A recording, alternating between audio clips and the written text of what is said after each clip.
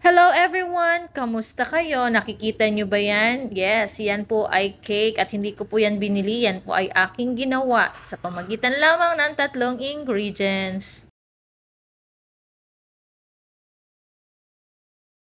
Kailangan po natin ng isang buong cream o at meron po siyang 10 pack sa loob. Tanggalin lamang po natin yung plastic upang ito po ay ating madurog sa pamagitan ng food processor. O kahit anong pandurog basta't maging pino po ang mga cookies na yan. Kapag napino na po siya, katulad niyan ay maglagay lamang po tayo ng 1/4 na baking powder para po pangpaalsa at sunod naman po ay isang can ng Evap, any brand.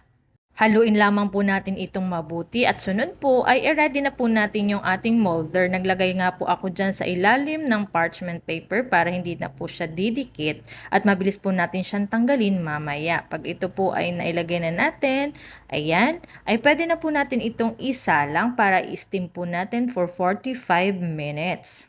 Ayan mga kabsat, after 45 minutes ay i-check lang po natin kung okay na po ba yung ating ginawang cake. Kapag malinis na po yung toothpick ay pwede na po yan.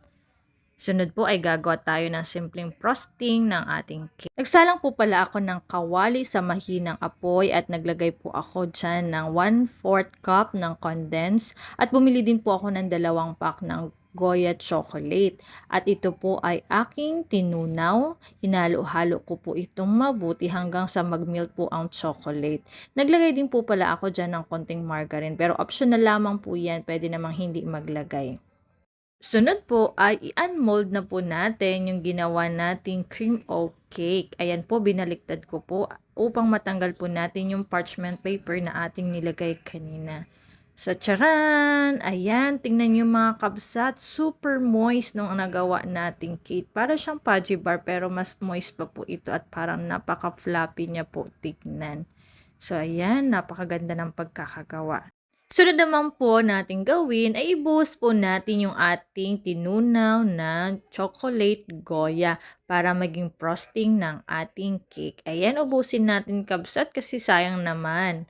Katapos, i-spread all over lang po natin para po malagyan lahat yung cake. Sa mga mahilig po sa chocolate, abay ganito lang po pala ang inyong gawin at napakasarap na ang inyong magagawang cake. Mga kabsat, ang nagastos ko lang po dyan ay more than 100 pesos ay meron ka na pong cream o cake. Napakadaling gawin at napakagandang tignan. Nilagyan ko rin po pala ito ng toppings na chocolate Goya din. In-crack ko lang po ito at tsaran, ganyan na po ang naging itsura niya. May mga napanood nga po pala ako na ang gamit po nilang gumawa ng cake ay fudgy bar o di kaya naman ay Oreo.